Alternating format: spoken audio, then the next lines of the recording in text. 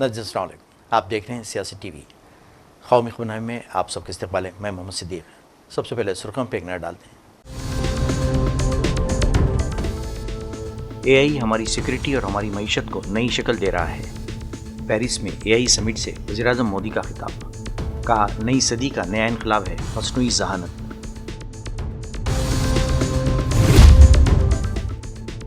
America से जानवरों की तरह मालबरदार तैयारों में ठूंस कर लाया जा रहा है हिंदुस्तानियों को। अगर मोदी ट्रंप के दोस्त हैं तो फिर बोलते क्यों नहीं, खड़गे का सवाल।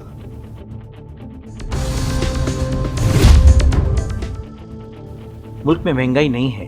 पार्लियामेंट में निर्मला सीतारमण के बयान पर प्रियंका गांधी हैरतज़दा। पूछा, किस सैयारे पर रह रही हैं। तृणमूल कांग्रेस ने भी की कड़ी तनकीद।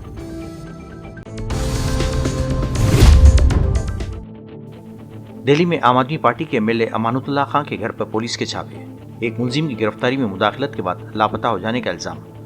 खुद को फौरी तौर पर कानून के हवाले करने का दिया इंतबाह।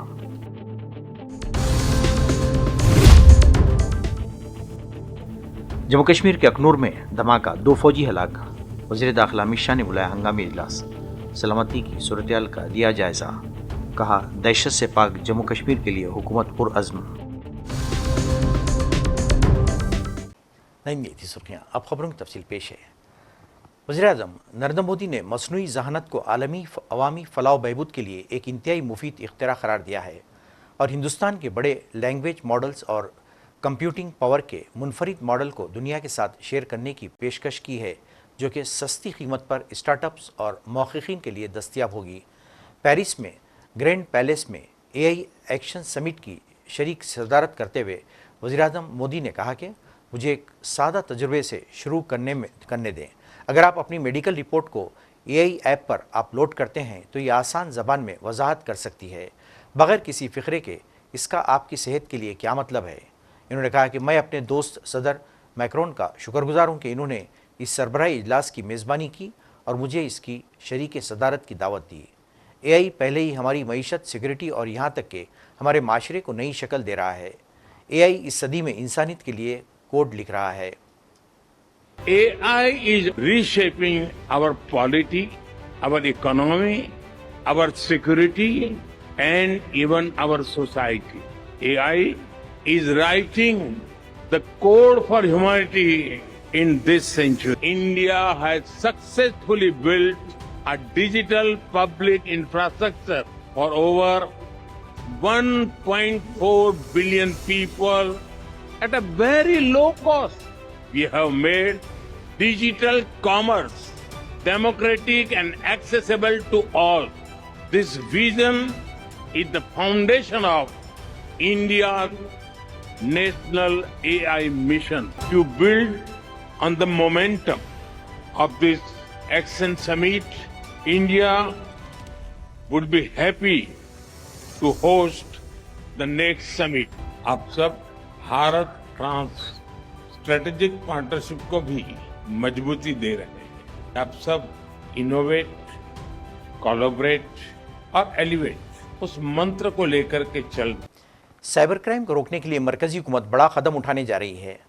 हुकूमत साइबर फ्रॉड में इस्तेमाल होने वाली फर्जी अकाउंट्स की पहचान के लिए एआई टेक्निक का इस्तेमाल करने पर गौर व कर रही है। वज़ारत दाखिला की पार्लिमानी मशावरती कमेटी ने साइबर सिक्योरिटी और साइबर क्राइम के मौजू पर एक मीटिंग मुनक़िद की, जिसकी सदारत अमित शाह ने की। इस दौरान अमित शाह ने बताया कि Indian cyber crime coordination centre की सिफारिशात की बुनियाद पर 805 ऐप और 3222 वेबसाइट्स लिंक ब्लॉक किए गए हैं। अमित शाह ने इस हवाले से मजीद बताया कि 399 बैंक और मालियाती असासों के साथ 6 लाख से ज़्यादा मशकूक डेटा पॉइंट्स शेयर किए गए। साथ ही 19 लाख से ज़ायद मेहुल अकाउंट पकड़े गए हैं और 2038 करोड़ रुपए की मशकूक लेन देन को ब्लॉक किया गया है। अलावाजी अमित शाह ने बताया कि रिजर्व बैंक ऑफ इंडिया और तमाम बैंक्स के साथ कोऑर्डिनेशन करके मखौटा अकाउंट्स की शिनाख्त के लिए आर्टिफिशियल इंटेलिजेंस का इस्तेमाल करने की कोशिश की जा रही है। कांग्रेस सदर मल्लिकार्जुन खड़गे ने वज़ीर-ए-आज़म मोदी को कड़ी तनकीद का निशाना बनाते हुए कहा, हिंदुस्तानियों के साथ बदसलूकी, अहानत आमेज़ रवैये के बावजूद मोदी का रवैया ट्रंप के साथ खुशामदाना है। उनका कहना था कि गैर कानूनी तारकीन वतन को हाथों में हथकड़ियाँ और पैरों में बेड़ियाँ डालकर मालबरदार तैयारों में ठोंस कर हिंदुस्तान वापस भेजा जा रहा है। इसके बावजूद मोदी या फिर उनकी काबीना के किसी वजीर का मुंह नहीं खुलता। उनका कहना था कि हिंदुस्तान एक अजीम मुल्क है और अगर मोदी वाकई अपने आप को इस देश का सरबराह मानते हैं तो उन्हें अमेरिका के इस रवैये पर एहतजाज दर्ज करवाना चाहिए। नहीं वो तो देखो, मोदी जब वहां पर गए हैं वो बातचीत कर लेंगे और कौन से इश्यूज पे वो बात करेंगे हमको तो मालूम नहीं है। और दूसरी चीज, मोदी जी जब हमेशा जाते हैं वो खुद बोलते हैं कि हमारा दोस्त है, और जो हमारा दोस्त पहले हम बातचीत करके उसको कहे थे वो सब ठीक हो जाएगा, इसके बाद फिर हम दोनों मिलके सुलझाएंगे। तो ये जो चीजें वो बार बार कहते हैं ये ठीक नहीं। उनका मुल्क किसी भी, हिंदुस्तान ये परमानेंट है, टेम्पररी नहीं। अमेरिका ये परमानेंट है, टेम्पररी नहीं है। तो देश परमानेंट रहता, व्यक्ति ये आते हैं जाते हैं। पहले ट्रंप आया, फिर गया, फिर आया। मोदी आज है कल नहीं रहेगा, लेकिन देश तो रहता ना। तो देश के हित में सोचना, उसके बजाय वो हमेशा ये कहते हैं Trump is my friend, Trump he will, now he will listen to me. ये बोलना ठीक नहीं है। अगर आपकी बात सुनता है तो लोगों को बगैर पूछे क्यों डिपोर्ट कर रहा है?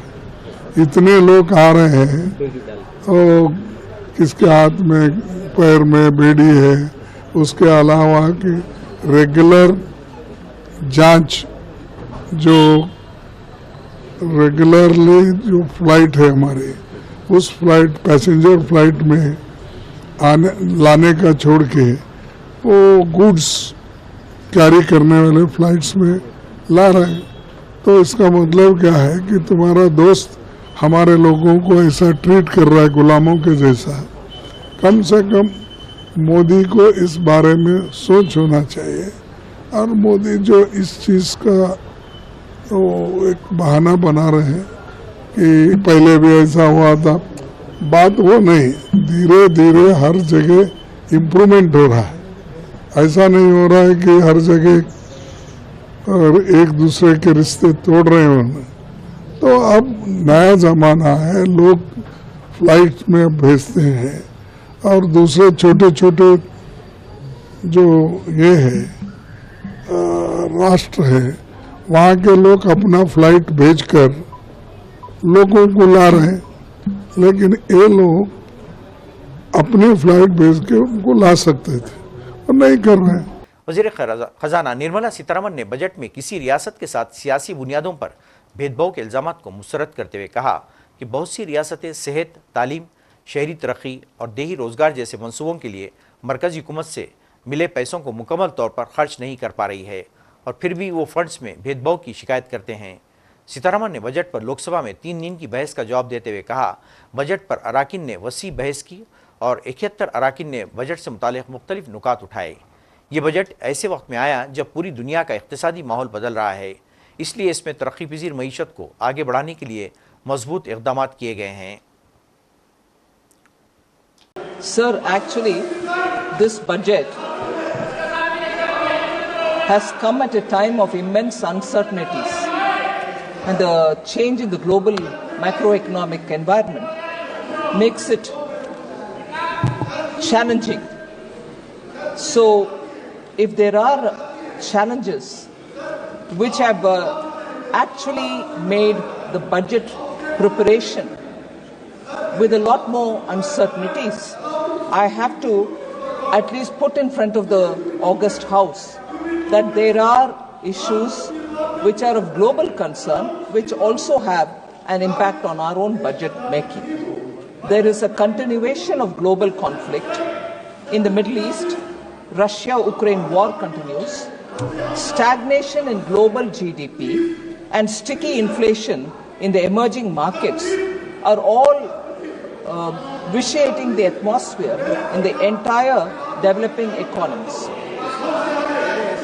Actually, what is happening is where we have अभी बैठे ideally हैं, आप बैठे हैं, a situation सीट पे बैठे हैं। which should encourage free trade, we are seeing more restriction. Where we very strongly vouch for globalization, we see a lot more fragmentation. Where we need fiscal prudence, we are seeing rising debt.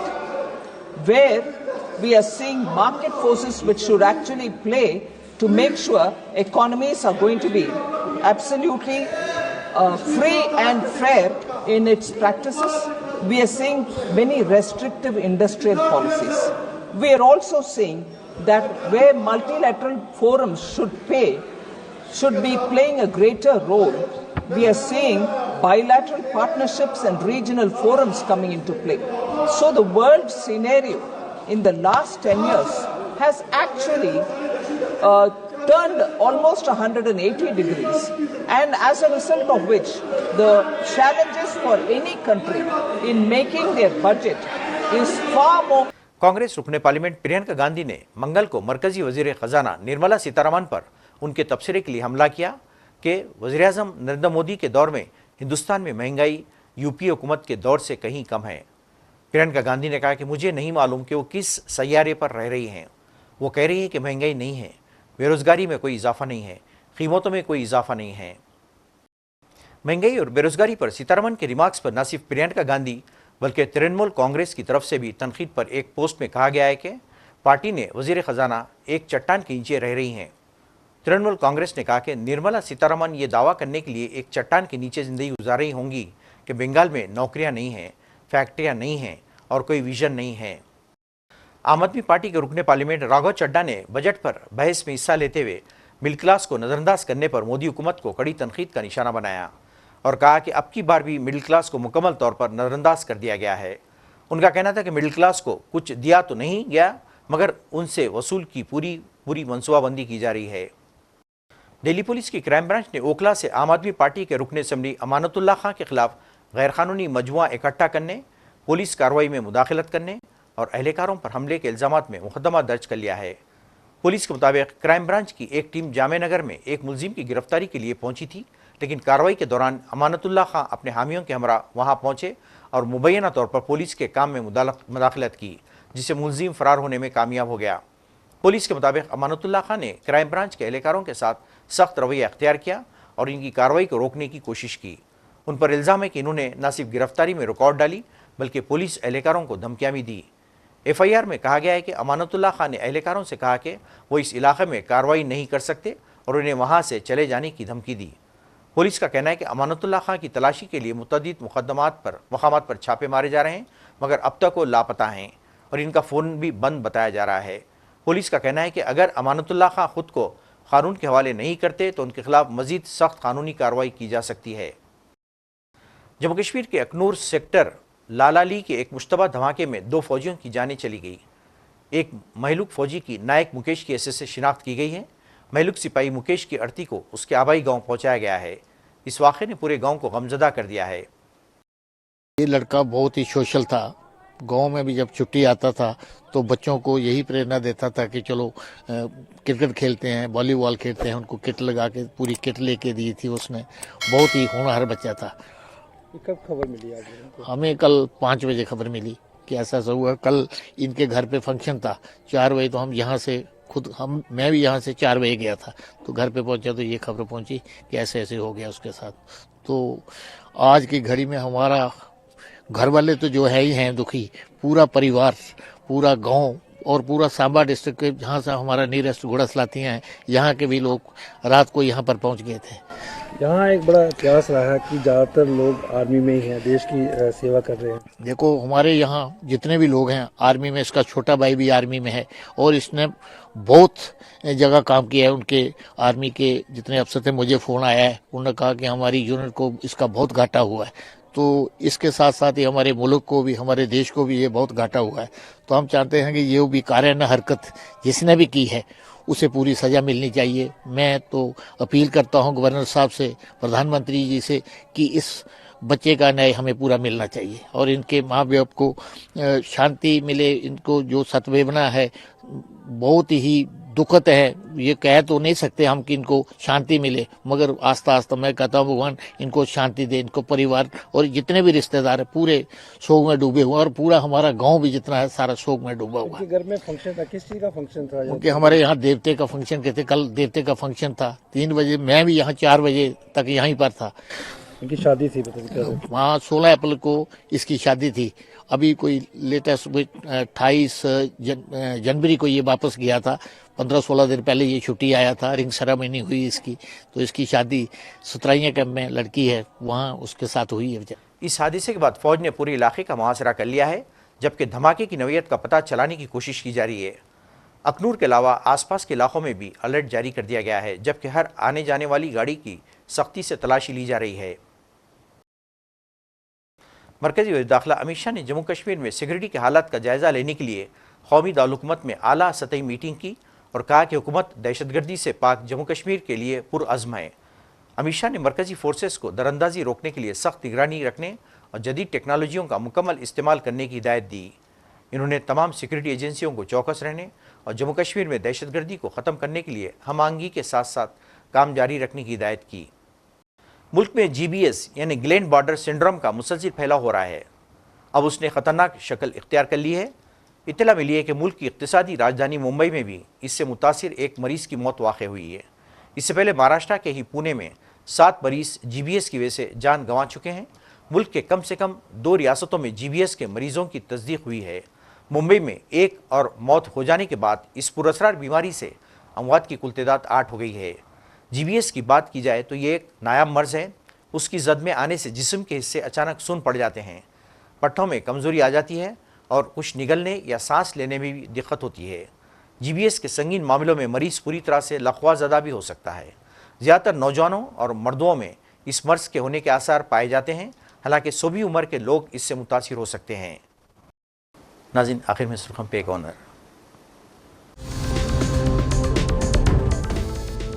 AI हमारी security और हमारी मईशत को नई शक्ल दे रहा है। Paris में AI summit से वज़ीर-ए-आज़म मोदी का खिताब, कहा नई सदी का नया इनकलाब है मस्नूई ज़हानत।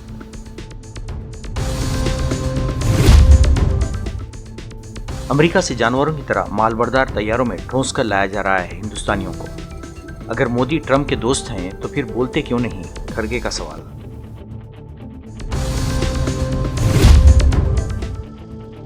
मुल्क में महंगाई नहीं है। पार्लियामेंट में निर्मला सीतारमण के बयान पर प्रियंका गांधी हैरतज़दा, पूछा किस सैयारे पर रह रही हैं। तृणमूल कांग्रेस ने भी की कड़ी तनकीद।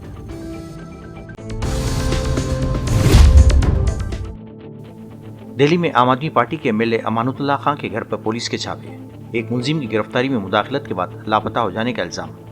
खुद को फौरी तौर पर कानून के हवाले करने का दिया इंतबाह।